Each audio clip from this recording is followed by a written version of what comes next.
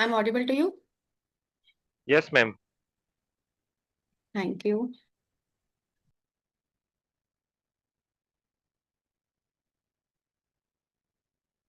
Bismillahirrahmanirrahim. I hope that you people are doing very good. And I'm very, very well explained by my moderator, Danish Sahab.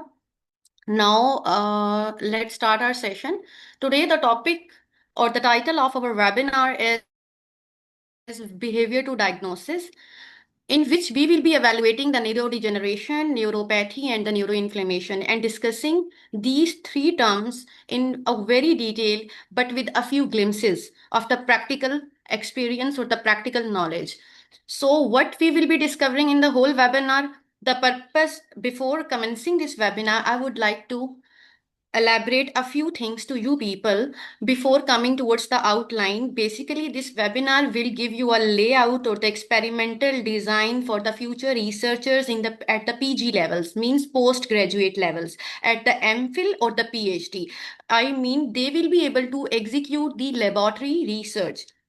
For example, in this kind of webinar, we will be discussing three terms: neurodegeneration, neuropathy, neuroinflammation. It means that our domain will be totally encompassing the nervous system in the three different manners, although inflammation, degeneration, and the pathy. So, in order to elucidate these three terms, we will be showcasing are the behavioral symptoms, means behavioral methods to describe these three terms to across the different neurological diseases, means different disorders of the nervous systems, and how they will be able to induce and how the experimental design will be laid out, and what are the ethical guidelines for commencing these experimentation at the laboratory level, and what are our the case studies. So before starting this, we would like to get an idea or delve into these three terms: what is neurodegeneration, what is neuropathy, and what is neuroinflammation.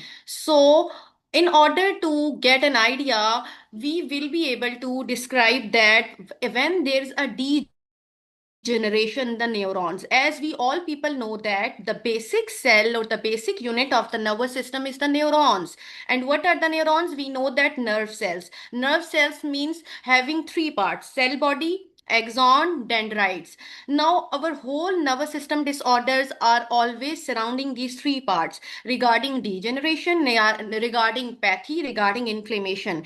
If we come into neurodegeneration domain, degeneration means structural and the functional loss of the neuron. It means when the structure of the neuron will be deteriorated, their function will be automatically diminished. Similarly, if we are talking about neuropathy, similar degeneration will be created, will be impaired. But when we are talking about neuropathy, we will be discussing the PNS. PNS means peripheral nervous system. If we come across neurodegeneration, we will be discussing only CNS. CNS means central nervous system. CNS means brain and spinal cord.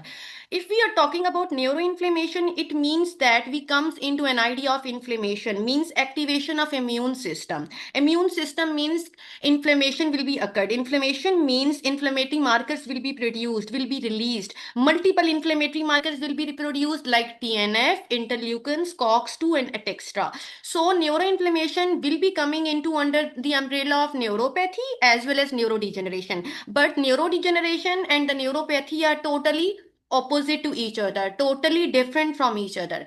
So next, what is the differences at a glance? What are the how we will be able to know that neurodegeneration has been occurred? How we will be able to determine that neuroinflammation will be occurred? How we will be able to get an idea of the neuropathy? So before getting an idea, we need to go into a literature survey. Right after literature survey, we used to design our experimentation layout.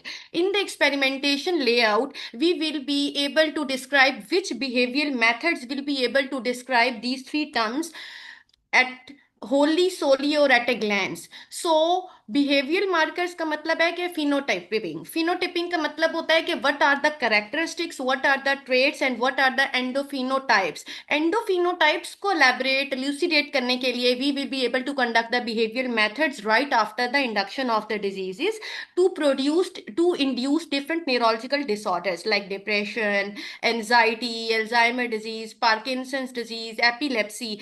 So in the neurodegeneration, there will be a memory deficits, there will be motor rigidity, motor deficits, there will be seizure activity. But in the case of neuropathy, we will be able to sense the pain. If हमेशा neuropathy जब भी term आए आपके mind में होना चाहिए sensitivity to the pain. If there is increase sensitivity to a little stimulus, then this is called the allodenic condition. If you are feeling the pain upon the any kind of painful stimulus in the presence of stimulus which will be the pain, this is called the hyperalgesic effect. Now gait abnormalities means the pattern of walking. आप अगर pen में होते हैं तो आपके चलने का अंदाज, आप लड़खड़ा के चलते हैं, आप तेजी के साथ चलते हैं, आप अपना एक टांग उठा के अपना एक पांव उठा के चलते हैं। This is the thing. If you are touching the hot plate, if you are touching the cold object, आपकी क्या सेंसेशंस होती हैं? क्या आप फौरन विड्रॉ करते हैं हैंड्स, या आप स्लोली करते हैं, या आप इमीडिएटली करते हैं? These things, these phenotypes, these endophenotypes will be detected by different behavioral methods. In the case of neuropathy, neurodegeneration is all related to neuronal loss, structural loss and subsequent functional loss. Means आपकी memory deficit है, आपको amnesia हो रहा है, you are unable to recall, you are unable to retrieve information, you are unable to form the short term memory, if you are unable to determine the long term memory. Such kind of things or such kind of phenotypes, such kind of behavioral analysis will be done by conducting the different, yeah, executing the different behavioral techniques. But in these two terms, neuroinflammation will be done. Neuroinflammation means कि चाहे neuronal structure loss हो, चाहे neuronal function loss हो, आपके पास हर neuron cell, हर nerve cell, हर सेल ऑफ नर्वस सिस्टम के अंदर इन्फ्लेमेशन होगी तो न्यूरोपैथी होगी और न्यूरोडिजेनरेशन होगा. सो behaviour phenotyping is the first step before conducting the histological examinations और molecular confirmation.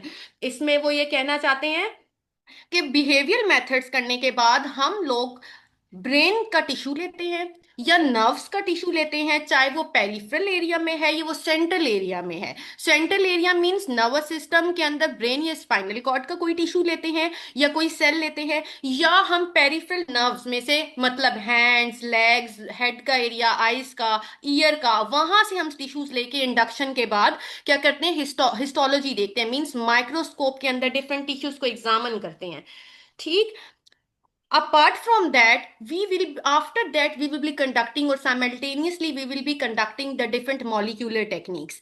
And those molecular techniques will be, सबको पता है, polymerase chain PCR कर रहे होते हैं, western blotting कर रहे होते हैं, antioxidant assays लगा रहे होते हैं, different oxidant assays लगा रहे होते हैं, ELISA कर रहे होते हैं. किन चीजों को डिटरमिन करने के लिए कि इन्फ्लेमेशन हुई है या नहीं. इन्फ्लेमेशन कौन कॉज करता है? Inflammatory proteins. प्रोटीन्स मीन्स उनको हम कहते हैं रिसर्च की लैंग्वेज में मार्कर्स. इनको डिटेक्ट करने के लिए क्या मैंने जो डिजीज इंड्यूस कराई है किसी भी एनिमल मॉडल के अंदर, तो उनको डिटेक्ट करने के लिए we will be conducting the molecular studies, we will be examining the histological studies, right? So what are the behavioral methods across the neurological diseases? First of all, there are multiple neurological diseases like depression, I have said earlier, epilepsy, Alzheimer disease, dementia, memory loss. These are the different neurological diseases, neurological disorders, nervous system disorders. You can call them from any term, from using different terms. So what are the neurological diseases? What are the endophenotypes? बच्चों, endophenotypes का मतलब होता है कि कौन से characteristics है, what are the traits through which we will be able to determine that कि which type of the disease the patient is suffering, the animal is suffering. अच्छा, एक चीज और, one thing I would like to drop an idea that I'm talking about the animal models. Animal models का मतलब होता है कि मैंने animals लेने हैं, वो भी rodents लेने हैं. rodents में भी मैंने कौन से लेने हैं? rats और mice exclusively. You can take any kind of animal, but most or the significant research or the is carrying out or the conducting on the mice and the rats, on the albino species. Students, You can conduct the research on guinea pigs, you can conduct the research on the rabbits, you can conduct the research on any kind of living organism, you can conduct the research on the primates, anything else. But why we are taking the rats and the mice? We are taking the rats and the mice using the albino species exclusively because of the familiar and similar traits resembling the humans.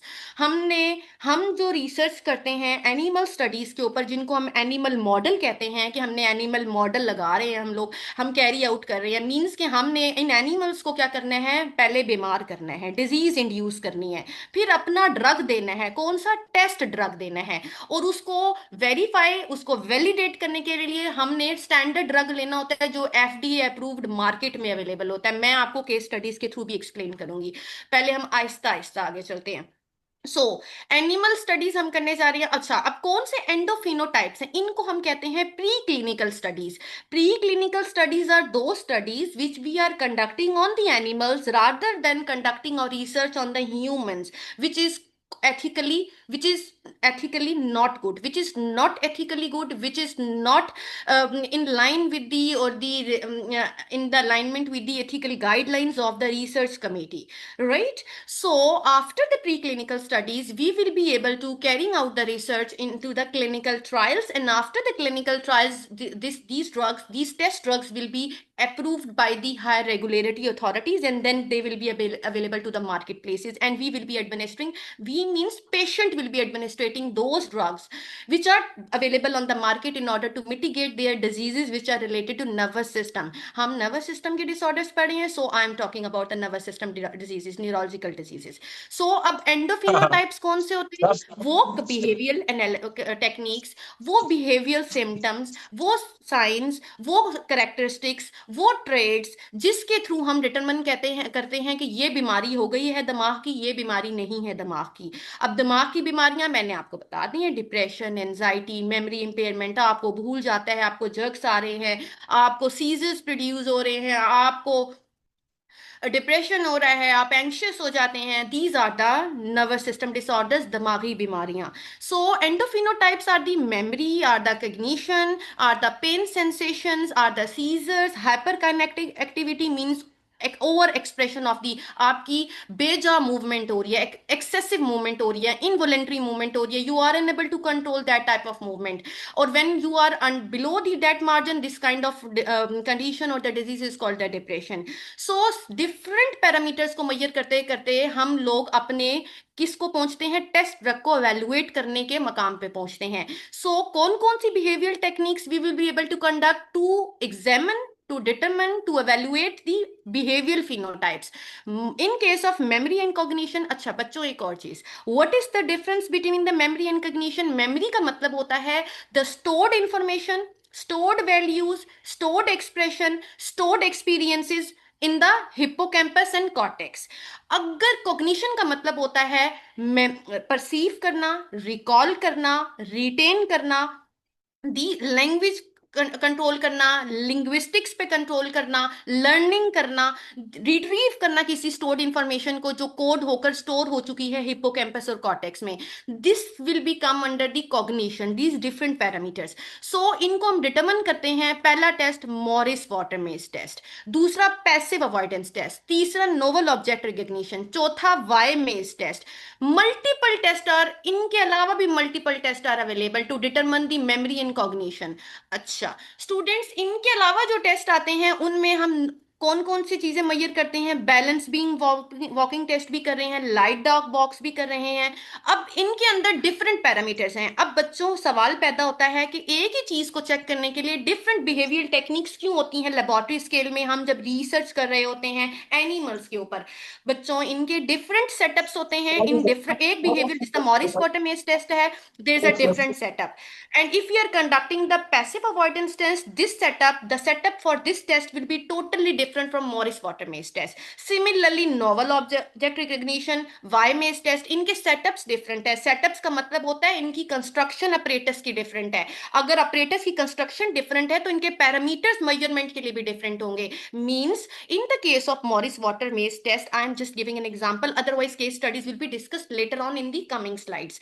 Morris water maze test के अंदर मैं escape latency time major करती हूँ. अब बच्चे बहुत सारे यहाँ पे अंडर ग्रेड के भी they don't know what is escape latency time. बच्चों, एस्केप लेटेंसी टाइम इस मॉरिस वाटर मेज टेस्ट के अंदर, जिसमें आपको लेफ्ट हैंड साइड पे एक छोटा सा टब नजर आ रहा है जिसमें एक छोटा सा माइस पड़ा है, इसके अंदर हम 4 क्वाड्रेंट्स बनाते हैं जिनको हम लेबल करते हैं ABCD करके. एक क्वाड्रेंट के अंदर मैं कोई भी ऑब्जेक्ट रख देती हूँ, बड़ा सा इन टाइप, बड़ी सी कोई ब्लॉक, या इसको हम प्रोब कहते हैं रिसर्च लैंग्वेज में. उसके ऊपर मैं क्या करती हूँ, कोई चीज खड़ा कर देती हूँ, फ्लैग खड़ा कर देती हूँ, या कोई भी कलरफुल ऑब्जेक्ट. देन मैं अपने माइस की ट्रेनिंग कराती हूँ, और फिर जब टेस्ट डे होता है तो मैं मेजर करती हूँ कि वो मेरा माइस उस प्रोब या उस ऑब्जेक्ट पे जो क्वाड्रेंट में पड़ा हुआ है, स्पेसिफिक क्वाड्रेंट में, कितना टाइम लेता है उसको पहुंचने में. हम उसकी ट्रेनिंग इसलिए कराते हैं कि मिनिमम टाइम ले. जो नॉर्मल माइस होंगे तो वो कम टाइम लेंगे, डिजीज वाले भूल जाएंगे क्योंकि उनको मेमोरी का प्रॉब्लम है, उनको नहीं पता कि ट्रेनिंग में हमने क्या लर्न किया है. So escape latency time will be measured in the Morris water maze test. Similarly Y maze test का भी अप्रेटस डिफरेंट है, in different parameters will be discussed. हम अभी इनको डिस्कस करेंगे later on. Similarly pain sensation comes under the neuropathy. So इनके भी different apparatus होते हैं, जिस तरह वॉनफ्रे फिलामेंट्स है, हॉट प्लेट टेस्ट है, कोल्ड प्लेट टेस्ट है, and there are different multiple tests which will be measuring the sensation of the pain in the different manners. For example, we will be measuring the mechanical allodynia, we will be measuring the thermal hyperalgesic effect, we will be measuring the motor deficit through the rotor rod test, we will be measuring the different inversion screen test के through भी measure करते हैं, gripping को check करते हैं. तो different test major करते हैं डिफरेंट पेन सेंसेशंस को.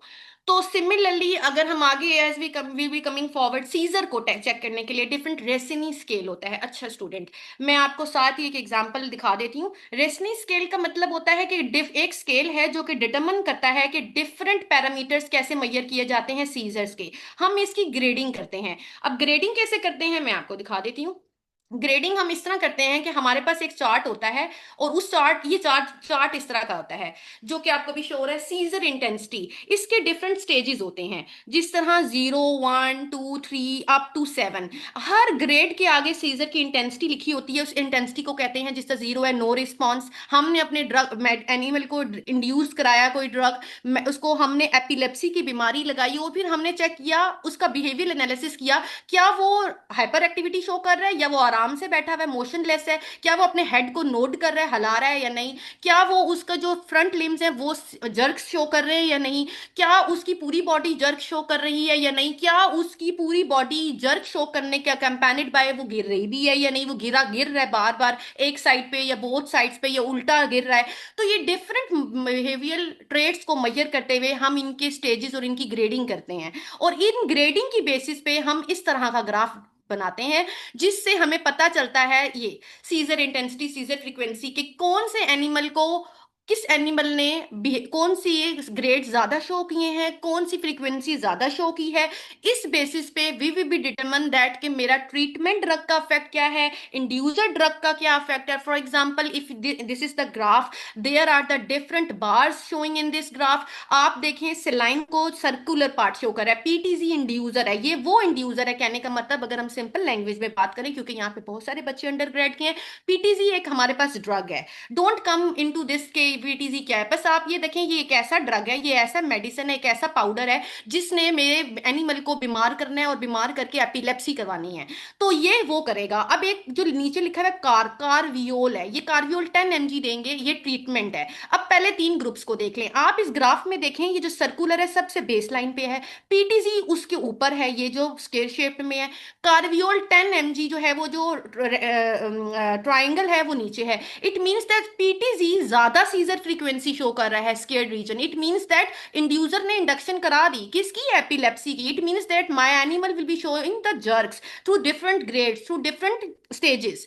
और कार्वियोल ने उस सीजर की फ्रीक्वेंसी को कम कर दिया, इसलिए बेस लाइन पे बार शो हो रहा है. In this manner we will be able to conduct the behavioural phenotyping through measuring the different parameters. So coming forward, motor activity का मतलब होता है मोटर फंक्शन डिस्टर्ब हो जाना। मोटर फंक्शन डिस्टर्ब होने का मतलब motor neurons will be degenerated either structurally either functionally. So इनके भी डिफरेंट टेस्ट होते हैं, रोटारोड, इन्वर्टेड मैश टेस्ट।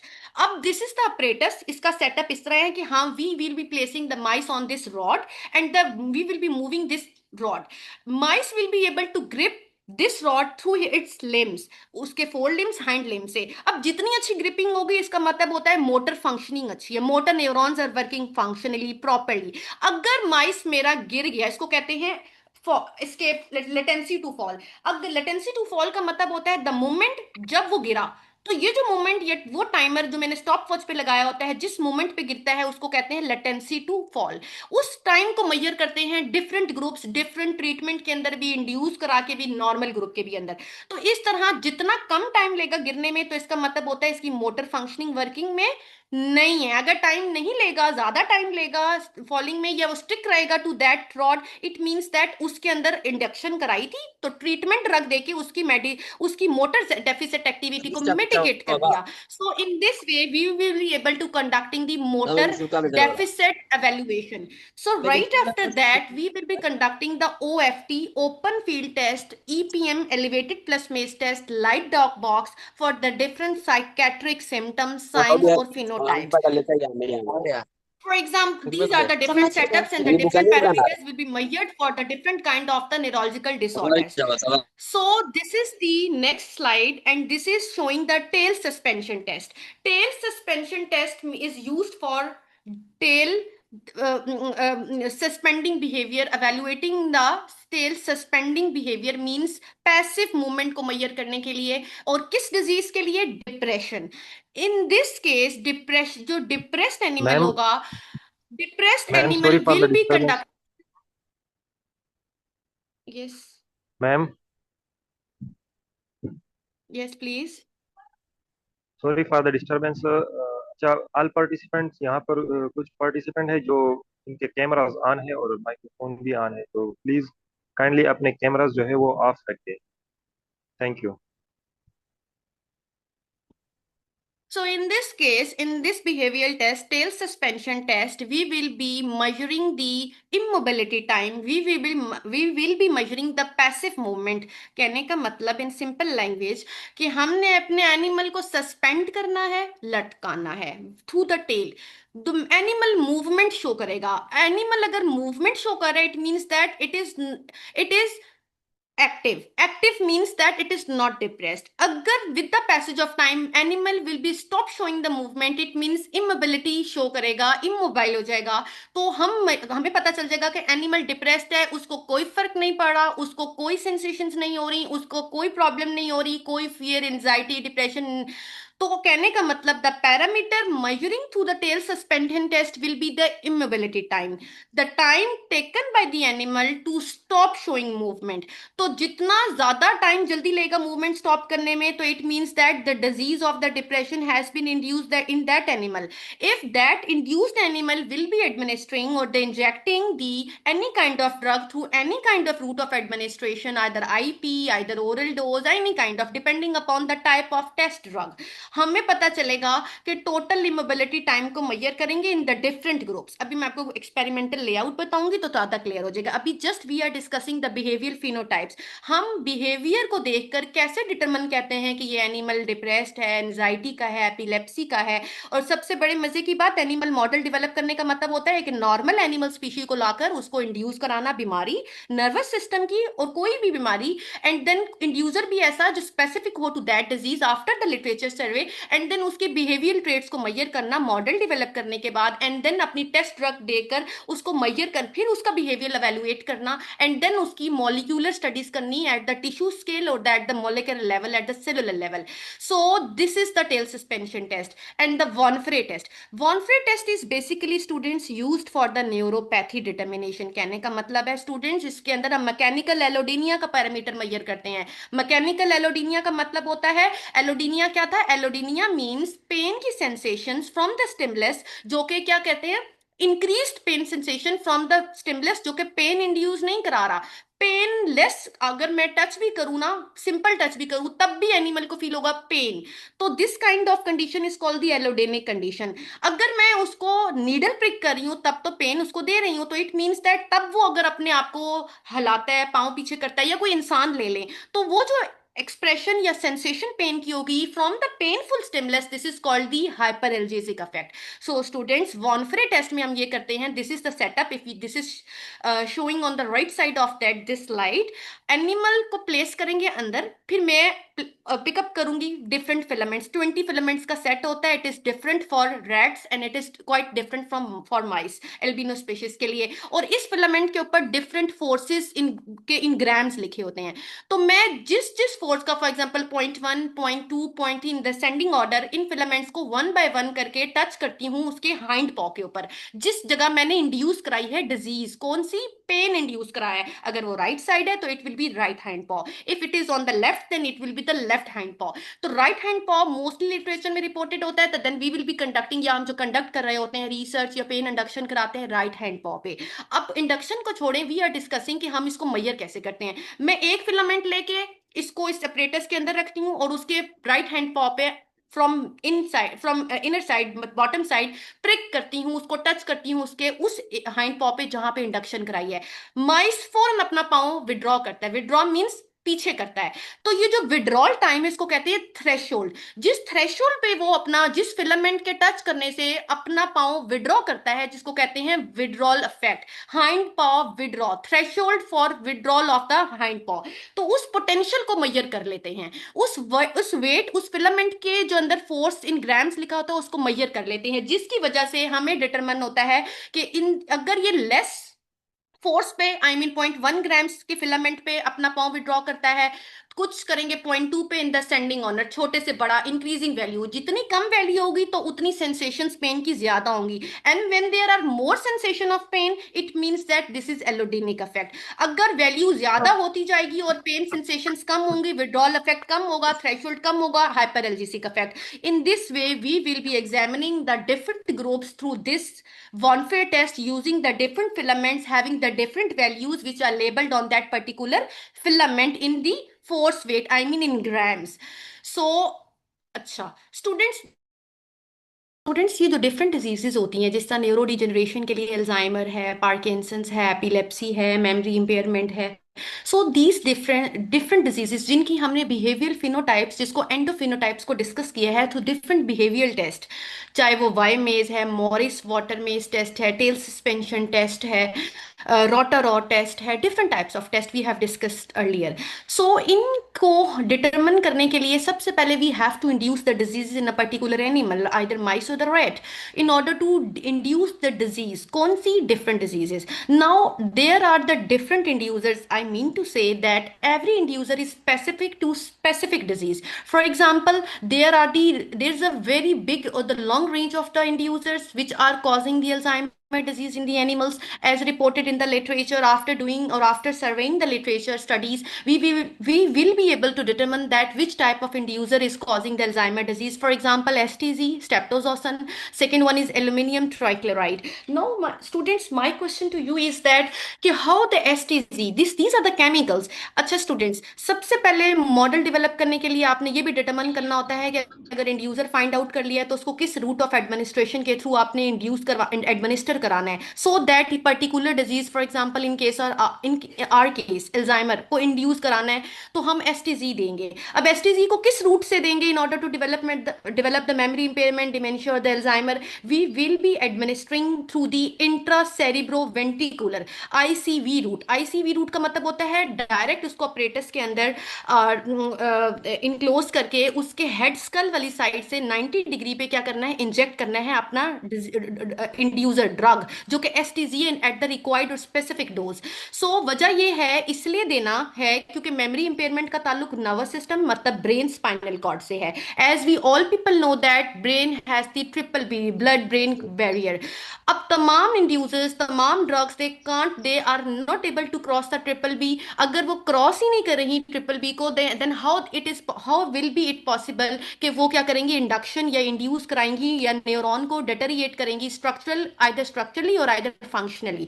सो एसटीजी को हम डायरेक्ट इसलिए देते हैं ताकि ट्रिपल बी का जो बैरियर या ऑब्स्टेकल आ रहा है in order to induce the Alzheimer disease वो एलिमिनेट हो जाए, मिटिगेट हो जाए, so that we will be administering it through ICV route. अच्छा स्टूडेंट, एसटीजी करता क्या है? एसटीजी बीटा सिक्रेटेजेस एंजाइम्स को इनहांस करता है जिसकी वजह से अमाइलॉइड बीटा प्लेक्स जनरेट होते हैं।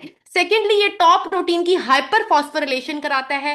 थर्डली, ये रिक्रूटमेंट कराता है डायनामिन रिलेटेड प्रोटीन की, जो माइटोकॉन्ड्रिया की जो माइटोकॉन्ड्रियल परमेबिलिटी पोर को ओपन करता है, जिसकी वजह से अपोप्टोटिक बॉडीज माइटोकॉन्ड्रिया से साइटोसोल में जाके आरओएस रिएक्टिव ऑक्सीजन स्पीशीज मतलब ऑक्सीडेटिव स्ट्रेस इंड्यूस करते हैं। In this way, they will be able to produce the cognitive deficits, means they will be deteriorate the structure and the function of the neurons. Similarly, aluminium trichloride will be administered through the IP route.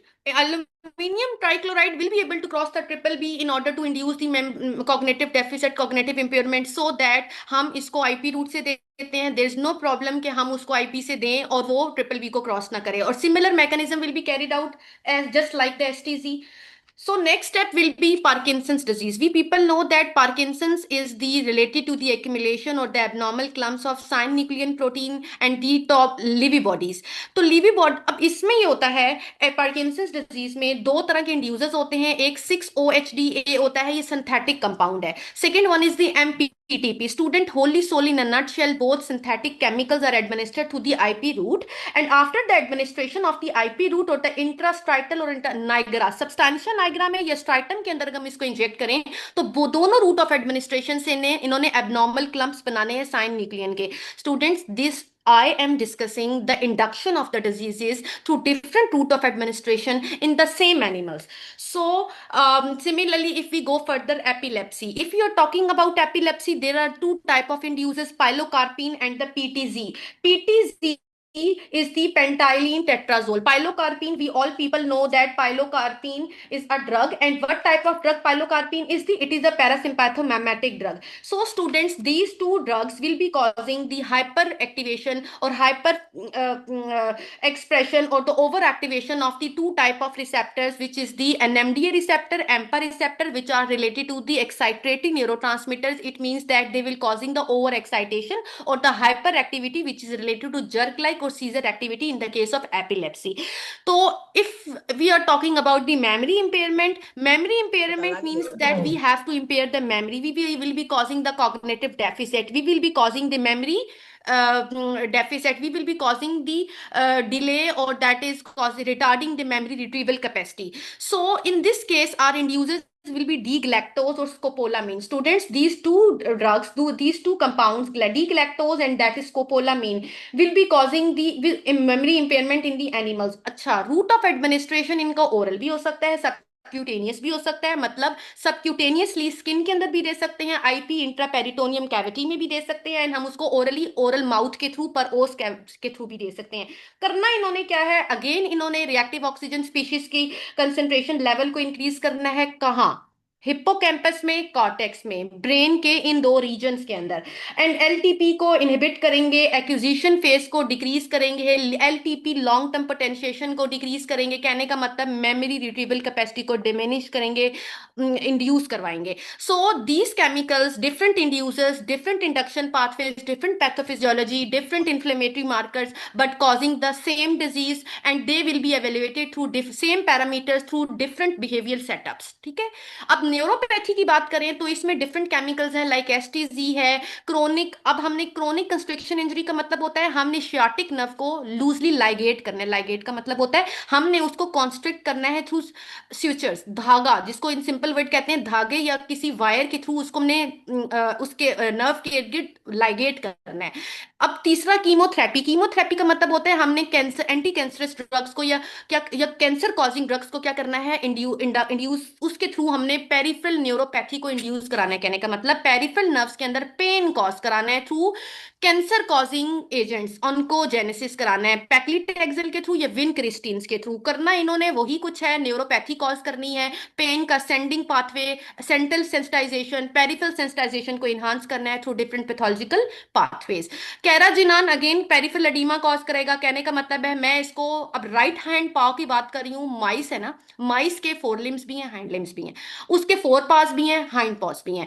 जो पिछले pause हैं उसमें भी कर सकते हैं, four pause में भी कर सकते हैं बच्चों। लेकिन the thing which should be clear in that as reported in the literature, hind paw के अंदर मैंने इंट्रा या प्लेंटर इंजेक्शन देना है हाइंड पॉ के अंदर। किस चीज का? कैराजिनान का। कैराजिनान हमारे पास केमिकल है। इस कैराजिनान ने करना क्या है? बेसिकली सब क्यूटेनियस या सब प्लेंटर इंजेक्शन से क्या होगा कि ये हिस्टामिन जो मास्ट सेल्स के अंदर होते हैं उनको रिलीज करेंगे, जिसकी वजह से मास्ट सेल्स क्या करेंगे? ब्लड वेसल्स को क्या करेंगे? डायलेट करेंगे, जिसकी वजह से इंटरस्टिशियम के अंदर फ्लूइड ब्लड वेसल से आएगा और एडीमा कॉज हो जाएगा।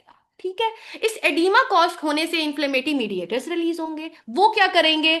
हमारे पेन के असेंडिंग और डिसेंडिंग पाथवेज को इनिशिएट कराएंगे, जिसकी वजह से सेंट्रल सेंसिटाइजेशन के mechanism related to pain as well peripheral sensitisation के पेन मैकेनिज्म्स भी जनरेट होंगे, पाथवे इनिशिएट होगा और न्यूरोपैथी कॉज होगी, पेरिफेरल न्यूरोपैथी।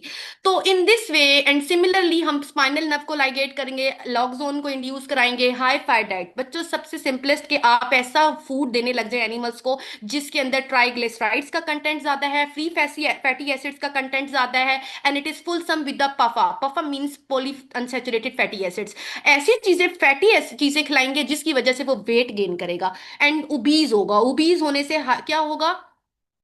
ओबीज होने से हाइपरग्लाइसेमिक कंडीशन होगी, इंसुलिन रेजिस्टेंस प्रोड्यूस होगी, जिसकी वजह से ग्लूकोज अपटेक सेल में नहीं होगा। जब सेल में नहीं होगा तो ब्लड ग्लूकोज लेवल ज्यादा होगा। Blood glucose level lead to the production of the oxidative stress, induction of reactive oxygen species, inflammatory mediators का रिलीज करना, जिसकी वजह से again central peripheral sensitisation related to pain induce होगी। स्टूडेंट, पर्पस ये था टाइम स्पेंड करने का, इन्वेस्ट करने का on this slide discussing the different induction methods through administration of inducers through different route of administration using the similar species of animals, either albino species in the spore dolly rat as well as albino mice, through different route of administrations at the different angles to detect, to evaluate or determine the different neurological disorders after the induction using the different compounds, either test compound or the standard compound। इस तरह हम क्या करते हैं? Disease को induce कराते हैं। Students, look at this slide. In this slide देखें, मैं ये एक बीकर, मैं खुद ये काम कर रही हूँ, बीकर है। बीकर के अंदर मैंने क्या किया है? माइस के पॉ को, और ये बीकर के अंदर जो वाटर है उसको मैंने वार्म किया है 50 डिग्री पे, या प्लस माइनस 5, 60 पे या 65 पे। ठीक। तो उसको पॉ मैंने उसका अंदर डिप किया है, जिसकी वजह से उसको बर्न हो जाता है, स्किन बर्न हो जाती है। और ये स्टूडेंट्स फर्स्ट डिग्री पेन है। डिफरेंट टाइप्स ऑफ पेन की induction, first degree, second degree, third degree, depending upon the type और द टाइमिंग और the temperature of the inducing agent. Induction time पे भी डिपेंड करता है। जब हम करते हैं काम तो फिर हम इन चीजों को डिटेल में डिस्कस करते हैं, अदरवाइज पूरी रिसर्च एक सेमिनार या वेबिनार में नहीं डिस्कस होती। तो बर्न इंजरी हम बर्न इंड्यूस कराते हैं। बर्न इंडक्शन के बाद इसको वापस केज में रख देते हैं। केज में रखने के बाद डिफरेंट पैरामीटर्स बिहेवियर के चेक करते हैं, जिसमें वॉर्न फ्रे होता है, वी हैव डिस्कस्ड अर्लियर। फिर हम डिफरेंट क्या करते हैं? Tail suspension. अगर अच्छा पेन इंजरी, इस बर्न इंजरी से डिप्रेशन भी होता है, इस पेन इंजरी से डिफरेंट न्यूरोलॉजिकल डिसऑर्डर्स भी इंड्यूस होते हैं। तो हम डिफरेंट पैरामीटर्स ऑफ, मतलब डिफरेंट पैरामीटर्स को डिफरेंट बिहेवियरल टेक्निक्स के relating to different neurological disorders determine या मेजर कर सकते हैं। आप राइट साइड पे देखिए, this is the MCAO model, मतलब middle cerebral artery occlusion. Middle cerebral artery का ताल्लुक किससे है? ब्रेन स्टेम से, सब्सटेंशिया निग्रा से, स्ट्राइटम से। हमने सेरिब्रल आर्टरी को क्या करना है? ऑक्लूड कर देना है। क्या करके? लाइगेट करके, थ्रू स्विचर्स। हमने उस आर्टरी को, जो ब्लड वेसल आर्टरी है, उसके अंदर local ischaemic, local inflammation cause करानी है, हाइपोक्सिक कंडीशन कॉज करानी है, जिसकी वजह से inflammation, local inflammation leads to the transmission of pain signals, to the transmission of the neurodegeneration across the whole nerves। In this manner मैंने ये काम भी किया हुआ है कि इसकी लाइगेट की है, जिस तरह ये MC मिडल सेरिब्रल आर्टरी को क्या कर रहे हैं? डिटरमिन कर रहे हैं, फाइंड आउट कर रहे हैं, देन उसको लाइगेट करते हैं स्विचेस के थ्रू, एंड देन इसको क्या करते हैं? दोबारा क्या कहते हैं, उसकी बॉडी को स्टिचेस लगा के क्लोज करते हैं, एंड दोबारा हम इसको क्या कहते हैं? लाइव करते हैं, एंड हम डिफरेंट टेस्ट करते हैं।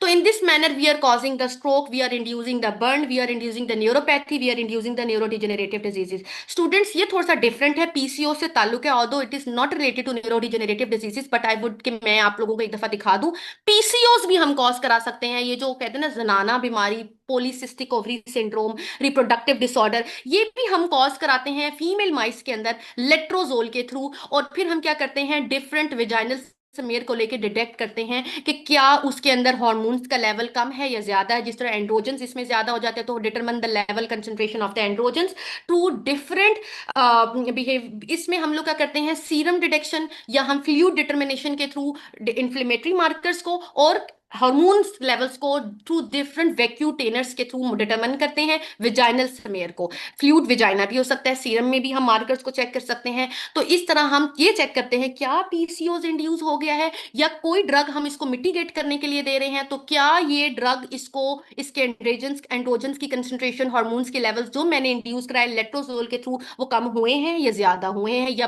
चेंज ही नहीं आया। तो different parameters are use to determine, again determine to for the disease induction across the range of neurological disorders and the XYZ disorders other than nervous system.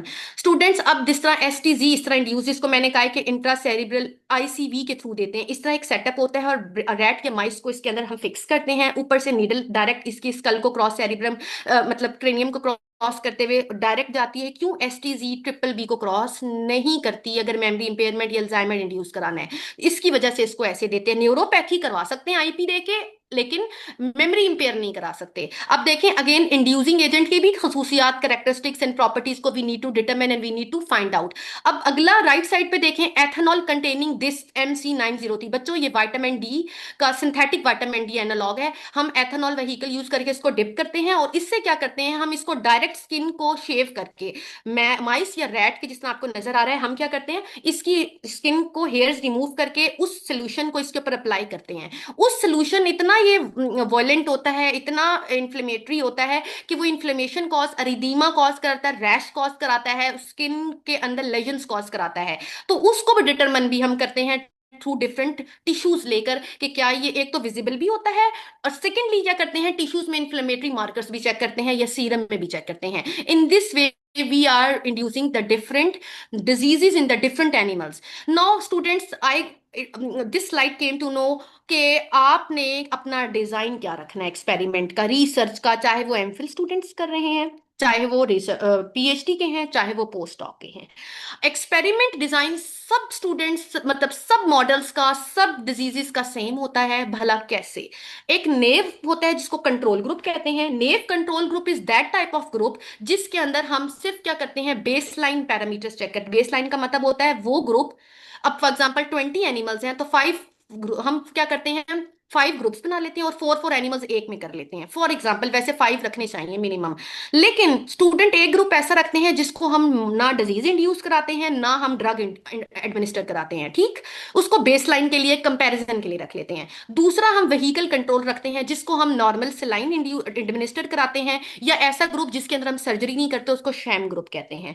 और अगर कोई water है, deionised water है, distal water है तो उसको vehicle control कहते हैं। अगर नॉर्मल सलाइन एडमिनिस्टर कराते हैं तो उसको नॉर्मल सलाइन ग्रुप कराते हैं। और वो जिसको हम सर्जरी सिर्फ करते हैं, ना हम उसको लाइगेट करते हैं, जस्ट उसको ओपन करते हैं स्किन को, या हम MCU अगर इंड्यूस कराना है एंड देन उसको हम लाइगेट के बगैर बंद कर देते हैं, just in order to feel the to make the animals feel that कि they are suffering from something XYZ in order to validate the results, to get the validated data.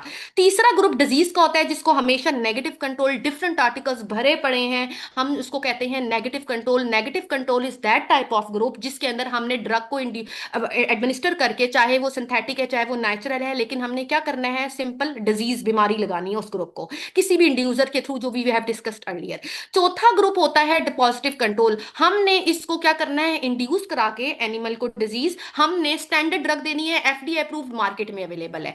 Treatment group में हमने test compound या test drug, test chemicals देने होते हैं जो कि induction के बाद देते हैं। वो टेस्ट कंपाउंड्स जिनको हमने डिटरमिन करना है pre clinical studies, pre clinical trials में, जो एनिमल मॉडल जिसकी वजह से डेवलप कराया गया है, क्या मैंने इंड्यूस कराई और ऐसी मेडिसिन दी जिसको मैंने सिंथेसाइज किया लेबोरेटरीज के अंदर केमिस्ट्री डिपार्टमेंट में, क्या वो फर्क या उसकी इंडक्शन को रिड्यूस करती है या नहीं करती है? तो यही चीज डिटरमिन करने के लिए the medicine come in to play. So students याद रखें, while doing the experimental research, you should people should know that there are the 3 R's. Replacement, reduction, refinement. Replacement का मतलब होता है कि आप कोशिश करें एनिमल को सफर करने के बजाय, जाहिर बात है एक नॉर्मल एनिमल हमने एनआईएच से लिया, ठीक है, या हमने ब्रीडिंग कराई, ले लिया, नॉर्मल थे, उनको इंड्यूस करवाया डिफरेंट ग्रुपिंग करके, अपॉर्शन करके डिफरेंट ग्रुप्स में नंबर ऑफ एनिमल्स को, उनको इंडक्शन कराया, मतलब उनको सफर कराया। एक तरह से सफर कराने से बेहतर होता है कि हम कंप्यूटराइज स्टडीज कर लें, मतलब डॉकिंग करें, साइमुलेशन करें, सेल कल्चरिंग कर लें, ह्यूमन की बायोप्सीज लेके कर लें, ह्यूमन के टिश्यूज को लेकर कर लें, रादर देन उसको, ये एथिकली मैं बता रही हूँ। वरना although most student obviously, Pakistan से बाहर भी, पाकिस्तान के अंदर we people are doing the research on the animals, लेकिन एथिकली मैं आपको कुछ 3 आवर्स बता रही हूँ कि जो कि स्टैंडर्ड गाइडलाइंस हैं, कोशिश ये की जा सकती है। रिडक्शन का मतलब होता है अगर आप कर भी रहे हैं ना एनिमल मॉडल्स पे एनिमल्स लेके, तो ट्राई करें कि हर ग्रुप के अंदर मिनिमम एनिमल्स हो, ताकि कम जाने सफर करें, कम एनिमल्स लिविंग ऑर्गेनिज्म सफर करें, कम एनिमल्स के अंदर इंडक्शन हो, कम एक्सपीरियंस करें पेन, ठीक है, पेन या स्ट्रेस इंजरी को कम सफर करने के लिए नंबर ऑफ एनिमल्स रिड्यूस कर देते हैं।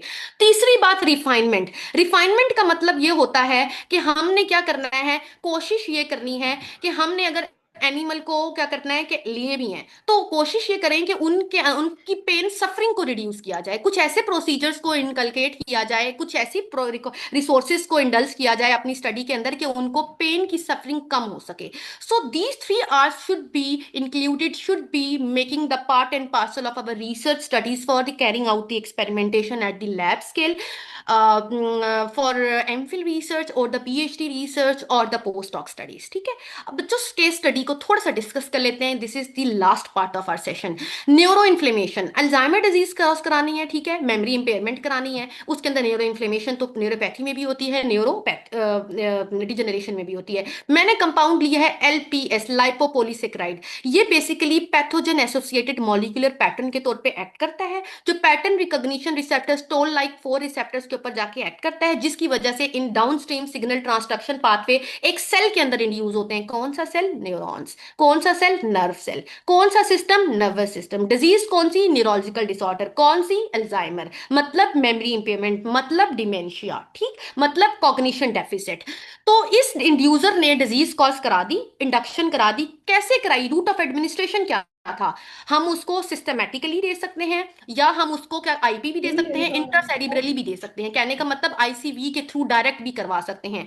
अब ये माइक्रोग्लिया एस्ट्रोसाइट्स क्या है? ये इम्यून सेल्स हैं, किसके अंदर बच्चों? सीएनएस पीएनएस के अंदर। इन्होंने क्या करना है, इनके ऊपर टोल लाइक रिसेप्टर्स प्रेजेंट होते हैं, न्यूरॉन्स के ऊपर भी होते हैं, और ये निरोग्लिया ग्लायल सेल्स हैं, उनकी टाइप्स हैं, उनके अंदर भी होते हैं, जिसकी वजह से काम क्या होना है? Inflammatory pathway which is signal transductional pathway.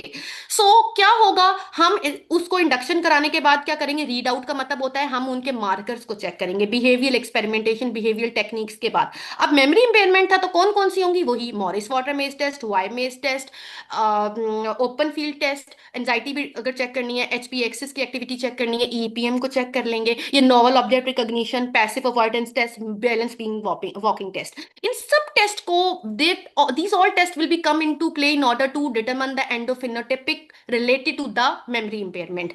अब अगर हम हिस्टोलॉजिकल स्टडीज करें तो हमने मार्कर्स, इंटरल्यूकन्स, इनको भी चेक करना है क्या न्यूरो इन्फ्लेमेशन हुई है, और इस तरह हम लोग अपनी स्टडी को लेके चलते हैं। थोड़ा सा बिहेवियर स्टडीज देखिए। मॉरिस वाटर मेज टेस्ट ऐसे होता है, ये एक टब है, वाटर फील्ड है, क्वाड्रेंट्स हैं, एनिमल को छोड़ा, एनिमल को देखा, ये जो हिडन प्लेटफॉर्म है और एक जो एलिवेटेड प्लेटफॉर्म है, इसको प्रोब कहते हैं। कितना टाइम लेते हैं, अगर नहीं है जाता उसको ट्रेन किया जाता है, टेल से पकड़ के ऊपर बिठाया जाता है, जो आपको सेकंड अपर राइट साइड पे नजर आ रहा है। In this way we are doing the research.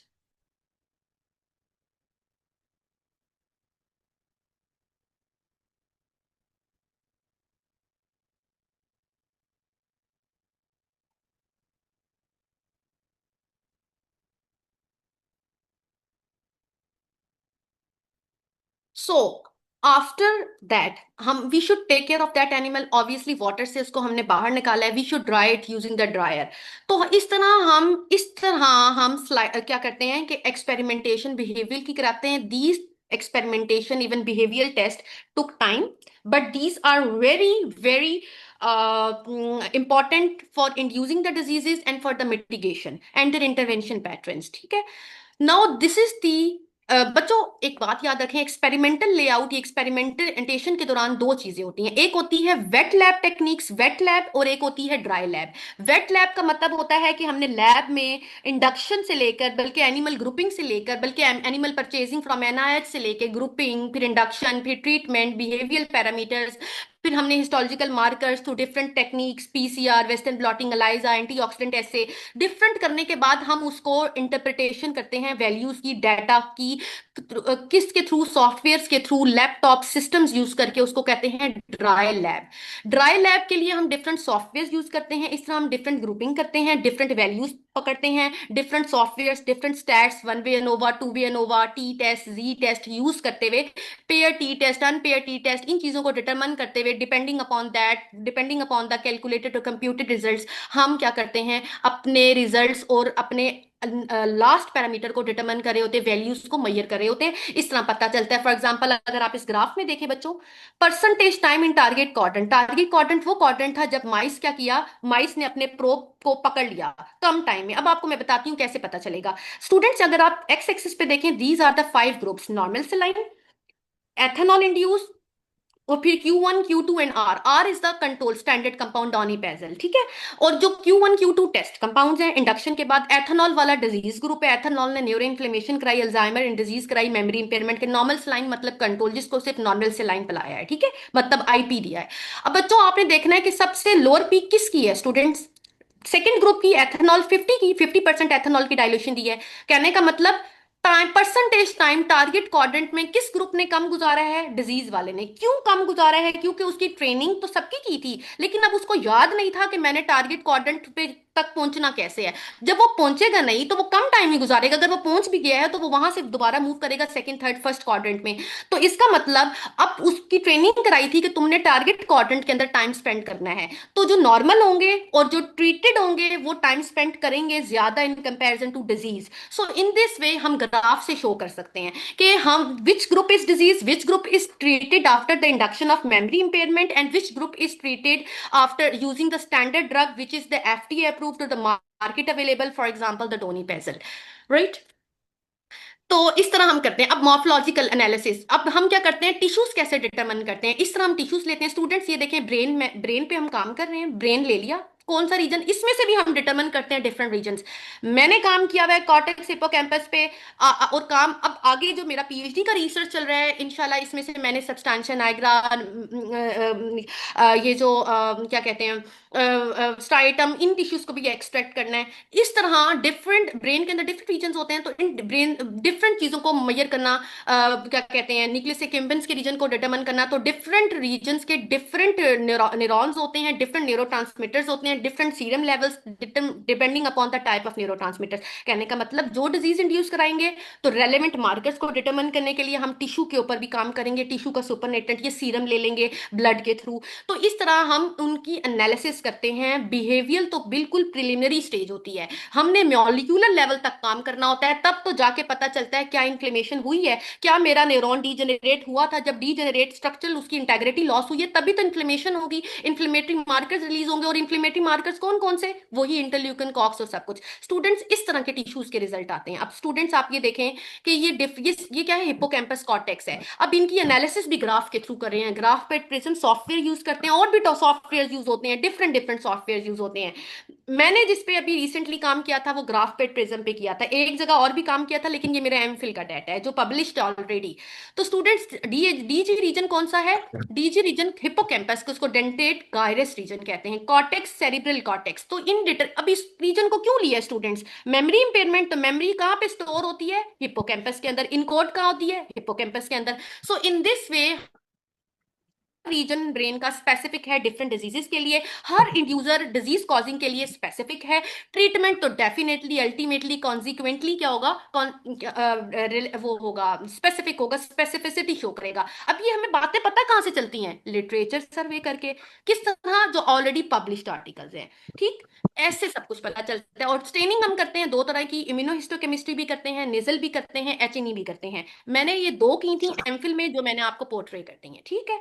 अब इस तरह मॉलिक्यूलर लेवल पे हम जीएसटी, कैटालेस के, जीएसएच के लेवल्स को डिटरमाइन कर रहे होते हैं। अलाइजा के थ्रू हम डिफरेंट प्रोटीन्स, कौन सी प्रोटीन्स बच्चों, इन्फ्लेमेटरी प्रोटीन्स। इन्फ्लेमेटरी प्रोटीन्स कौन सी, interleukins, COX, TNF, different students, different proteins, HMG कर लें, एचएसपी कर लें, different different. Lipid peroxidation का मतलब होता है लिपिड की ऑक्सीडेशन हुई। लिपिड कहाँ पे प्रेजेंट होते हैं, प्लाज्मा मेम्ब्रेन, फोस्फोलिपिड्स। फोस्फोलिपिड्स कब ब्रेक होंगे, जब प्लाज्मा मेम्ब्रेन डिटरेक्ट होगी, इंटेग्रिटी लॉस होगी। वो कब होगी, जब न्यूरॉन का नर्व सेल डैमेज होगा। वो क्यों होगा, इंडक्शन कराएंगे, कैसे कराएंगे, इंड्यूसर कराए से, इंड्यूसर कैसे देंगे, रूट ऑफ एडमिनिस्ट्रेशन सेलेक्ट करना पड़ेगा। अब इस तरह हमारी इंडक्शन होती है। इस तरह देखें कहाँ से स्टार्ट किया था, एंड कहाँ पे किया, सेल के अंदर ही घुस गए, इंट्रासेलुलर साइटोसोलिक लेवल तक चले गए। इस तरह वेस्टर्न ब्लॉटिंग भी इस तरह करते हैं। वेस्टर्न ब्लॉटिंग स्पेसिफिक टेक्निक होती है, ये भी बहुत डिटेल है, मैं इंशाल्लाह आपको आगे सेशंस में बताऊंगी। हर चीज के अंदर काफी डिटेल है। जस्ट ये ग्लिम्स था स्टूडेंट्स, इसलिए कुछ स्टूडेंट्स ऐसे हैं जिनके ऊपर से गुजरा होगा, कुछ लर्न करे जिन्होंने, जिनको पाला या वास्ता पड़ा है रिसर्च से। So in this way we will be conducting हर लेवल पे, स्टूडेंट्स पाकिस्तान में है, बाहर हैं, हर जगह ऐसी रिसर्च कैरी आउट हो रही है। लेकिन कुछ चीजें होती हैं जो कंसीडर करनी होती हैं मॉरली, एथिकली, जिनको ट्रूथफुल वेरासिटी लानी पड़ती है डाटा के अंदर, जो सिंसियर और डिलीजेंट स्टूडेंट ही कर रहे होते हैं, ठीक है। तो बीएसए का मतलब होता है वो ऐसे जिसमें हमने प्रोटीन का लेवल चेक करना होता है सीरम के अंदर या सुपरनेटेंट के अंदर, जो टिश्यू से लिया गया है, चाहे ब्लड से चाहे टिश्यू से लिया गया है। उसके अंदर प्रोटीन, किस प्रोटीन का content, students inflammatory markers. Inflammatory markers जो इन्फ्लेमेशन की वजह से आए हैं। इन्फ्लेमेशन कैसे आई, डिजीज की इंडक्शन से आई, ठीक है। इंडक्शन किससे हुई, एंड यूजर से हुई। तो students, so this was all about by my side, ठीक है। क्वेश्चन सेशन है, कोई भी relevant irrelevant question regarding research, regarding this topic, nervous system disorders, मेरी स्पेशलिटी नर्वस सिस्टम पे है, मैंने काम इस पे किया है, इस पे मेरे काम बहुत सारे हैं। Let me show you something, these are the, this is my research. मेरे बहुत सारे आर्टिकल्स भी पब्लिश हैं। अभी मैं थोड़ा सा बडिंग स्टेज पे हूँ, but I am doing more work on myself. And so these are the articles, newsletters हैं मेरे, ये मेरे ब्लॉग्स पे भी मैंने काम किया है, मेरे लिटरेचर रिव्यू भी, और रिव्यू आर्टिकल्स और जो research articles they have also been published apart from these research. And secondly मैं आपको थोड़ी सी चीज़ और दिखा देती हूँ कि ये चीज़ें भी हैं, डिफरेंट सेशंस में लेती हैं ऑलरेडी स्टूडेंट्स, मेरे मॉडरेटर, मेरे होस्ट, इन सब लोगों ने आप लोगों को ऑलरेडी इंट्रोड्यूस कराया है। ये इस तरह की होती हैं न्यूज़ लेटर्स, मैंने इन पे काम किया, फिर मेरी ये अचीवमेंट्स, अवार्ड्स, मेडल्स, बहुत काम किया है और कर रही हूँ अभी। तो सब किसके इर्द गिर्द है बच्चों, नर्वस सिस्टम। मैंने काम ही न्यूरो पे किया है, तो मैं इसी की स्पेशलिटी, इसी डोमेन के अंदर अल्हम्दुलिल्लाह स्किल्स लर्न कर रही हूँ। तो अब any kind of question related to this session, research, any kind of, you can ask, you are freely asked, you can make contact with me at any time। और आप इस सेशन में भी करें, किसी पे भी करें, सोशल मीडिया प्लेटफॉर्म पे करें, जिधर मर्जी करें, करें जरूर, सीखेंगे तो आगे जाएंगे। और without learning you can't grow, you can't flourish. तो मेरे तो मैगजीन्स में भी पब्लिश हुए हैं, मेरा सेशन ये सारे, और ये आप you can go into it. मैंने कोर्सेज भी काफ़ी दिए हैं, तो बहुत सारे स्टूडेंट्स मुझे ऑलरेडी जानते हैं। इसलिए कहते हैं कि है शबाब अपने लहू की आग में जलने का नाम, है शबाब अपने लहू की आग में जलने का नाम, सख्त कोशी से है सल्खे जिंदगानी आंग में। सख्त कोशी से है तलखे जिंदगानी आंग में, मतलब कोशिश करेंगे तो कुछ मिलेगा, without hard work you will suffer, you if no pain no gain, simple. तो you may ask drop the questions in the QA session. मैं क्यूए सेशन बॉक्स तो नहीं खोल सकूंगी, you can open up the mic and ask straightforwardly to me. ये बेहतर होगा कि रादर देन मैं उसमें घुसूं एंड क्वेश्चन आंसर। आप क्वेश्चंस करें स्टूडेंट्स अगर हैं तो। ऑब्वियसली वी आर लेट, क्योंकि ऑब्वियस लाइट चली गई थी, मैं हॉस्टल में करंटली रिजाइड कर रही हूँ आउट ऑफ स्टेशन। सो ये प्रॉब्लम्स तो थोड़े से आपने सरमाउंट करने पड़ते हैं, ठीक है। Danish, you can come in to act.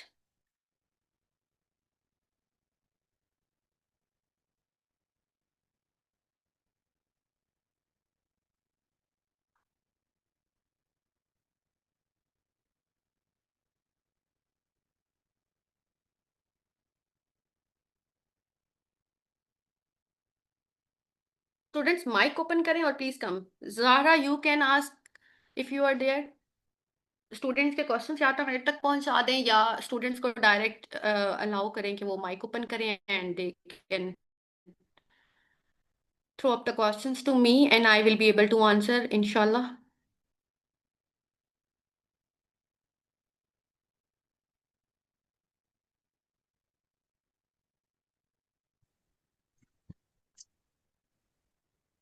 म- मैम, ये चैट बॉक्स में एक क्वेश्चन आया है कि what are the most common risk factors contributing on neurodegeneration in young adults.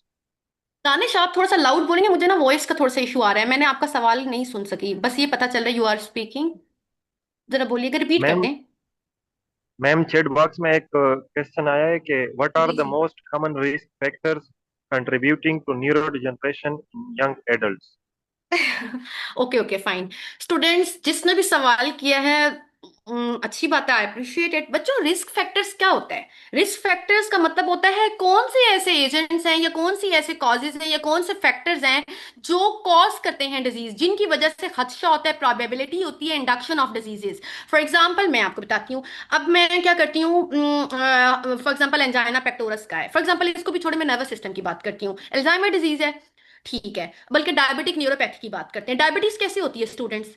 Insulin resistance होती है। वो क्यों होती है? आपका वेट गेन होता है। अच्छा, वो कैसे होता है? आप फैटी एसिड्स, मतलब फैट, हाई फैट डाइट खाते हैं क्या, मक्खन घी इस तरह की चीजें खाते हैं, या स्मोकिंग कर लेते हैं, या क्या करते हैं, कोई ऐसी चीज खाते हैं जिससे कोलेस्ट्रॉल, एलडीएल लेवल ज्यादा होता है। एलडीएल लेवल ज्यादा होगा तो ग्लूकोज, ब्लड ग्लूकोज लेवल ज्यादा होगा। भला कैसे? सिग्नल ट्रांसडक्शनल पाथवेज एक्टिवेट होते हैं, इंसुलिन का रिसेप्टर काम नहीं करता क्योंकि उसकी सीरीन है, साइटोसोलिक साइट पे फॉस्फोरिलेशन होती है जिसको हाइपर फॉस्फोरिलेशन कहते हैं। इंसुलिन रिसेप्टर डिसेंसिटाइज हो जाता है। जब इंसुलिन रिसेप्टर डिसेंसिटाइज होता है, इंसुलिन को सेंसिटाइज नहीं कर रहा होता, उसको डिटेक्ट नहीं कर रहा होता, तो उनकी बाइंडिंग नहीं होती। बाइंडिंग नहीं होती तो क्या नहीं होता? ये नहीं होता कि ब्लड ग्लूकोज अपटेक नहीं होती इनटू टिश्यूज, जिसकी वजह से ब्लड ग्लूकोज लेवल ज्यादा होता है। अच्छा, उसके कहने होने से क्या होता है? माइटोकॉन्ड्रिया डैमेज होता है, आरओएच स्पीशीज क्या होती है, डिस्टर्ब होती हैं। तो ऑक्सीडेटिव स्ट्रेस। तो स्टूडेंट्स, कहां से स्टार्ट हुआ था risk factor? High fat diet, fat diet which is full of fatty acid, which is full of fats. तो अब आप क्या करें? अब ब्रिस्क वॉकिंग ना करें, वर्कआउट छोड़ दें, स्मोकिंग मुझे हो रही है, ऐसे एनवायरमेंट में है तो यह आपको कोमोबिडिटी है। तो students, these are the different factors which are contributing और which are leading to the causing, मतलब जो एक प्रोमिनेंट सिग्निफिकेंट डिजीज या वो ऐसी डिजीज कॉज कर रहे हैं जो कि लाइफ थ्रेटनिंग है, फेटल डिजीज कॉज कर रहे हैं। नर्वस सिस्टम की बात करें तो हार्ट की भी है। तो these are the different factors. Student, different diseases में डिफरेंट फैक्टर्स हैं, ठीक है, but you can relate indirectly to one risk factor of one particular disease to another totally different disease in the nervous system. I hope that you can understand. मैंने बहुत general brief answer दिया है, just in order to make you people understand कि ऐसे होता है, ठीक है, एक एग्जाम्पल देके। Next question please Danish. अगर इसी बच्चे का दोबारा सवाल है तो वो प्लीज करें। यस मैम, अगर ऑल पार्टिसिपेंट अगर किसी का कोई क्वेश्चन है तो माइक को अनम्यूट करके आप लोग क्वेश्चन कर सकते हो।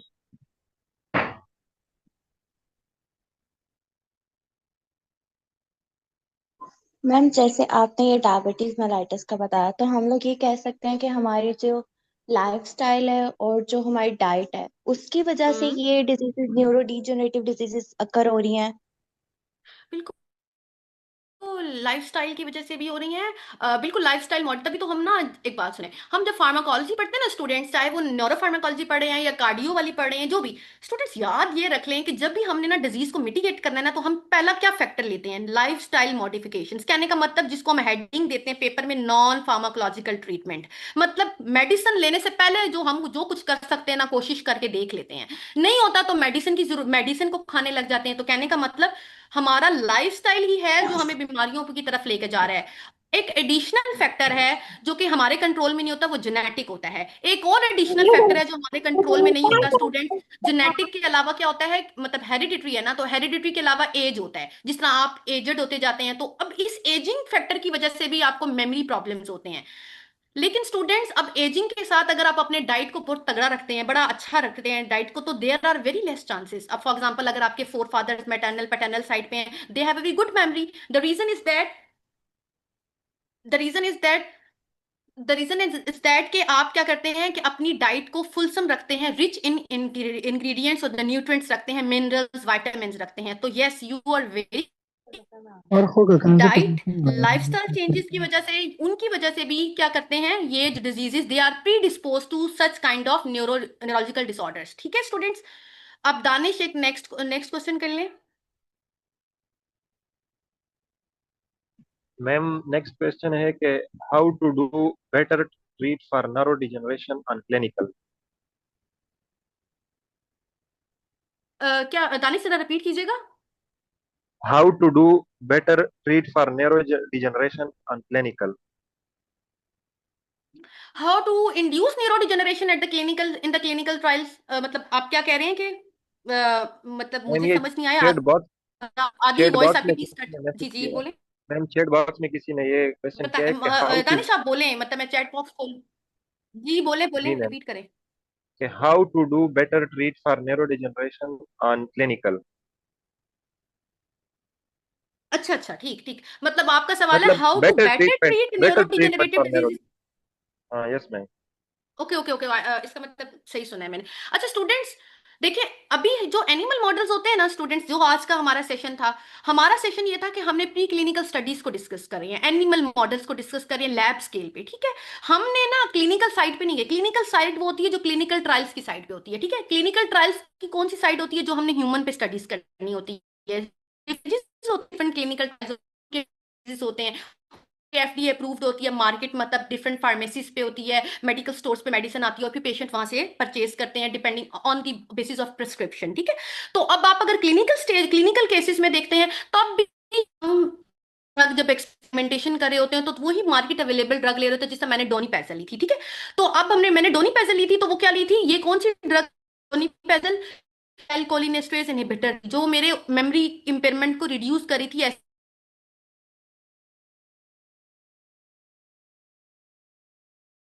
एसिटाइल कोलिन के लेवल को ज्यादा करने के लिए। मल्टीपल फॉर्म्स में, मल्टीपल डोजेज फॉर्म्स में अवेलेबल हैं। तो हम मेडिसिन के थ्रू भी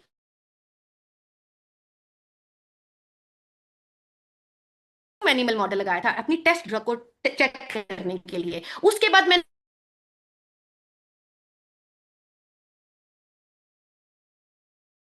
उसको एफडीए अप्रूव कराया था। फिर उसके बाद हम कहाँ पे गए थे? बुरी है, अगर रिस्क कम है और एफिकेसी ज्यादा है,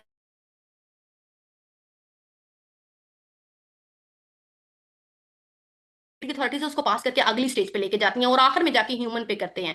तो वजह ये होती है मॉर्टेलिटी रेट, मॉर्बिडिटी को रिड्यूस करने के लिए, ठीक है।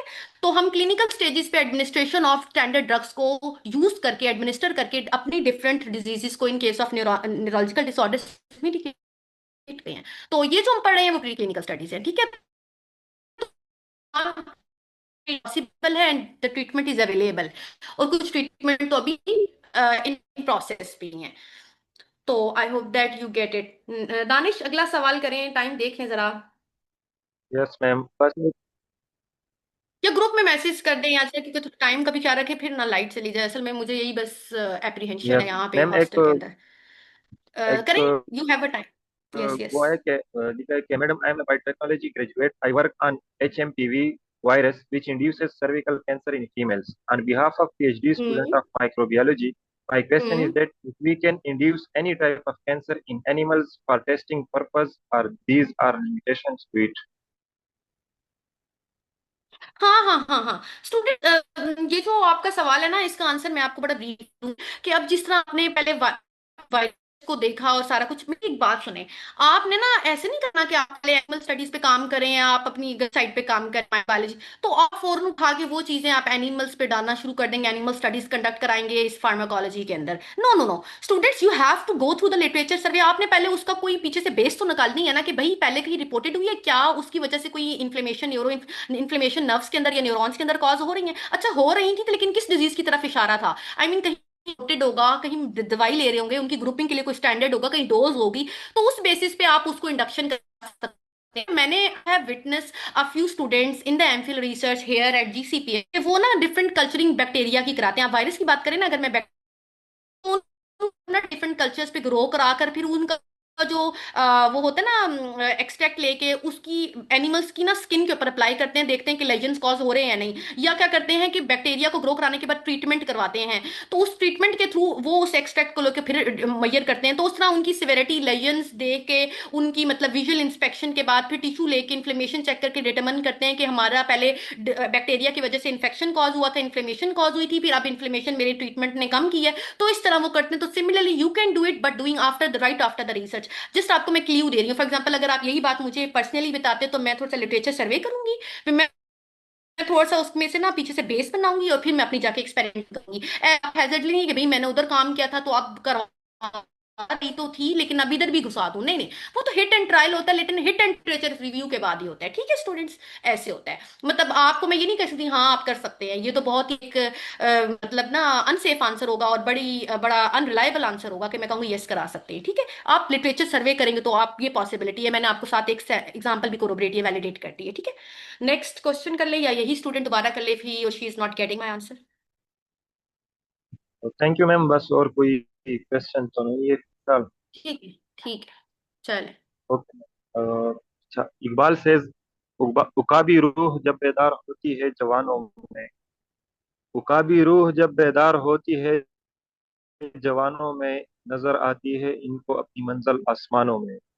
All right, everyone, as we come to the end of this amazing session, I hope you all found it insightful, inspiring, and full of valuable knowledge that you can carry forward in your academic and professional journey.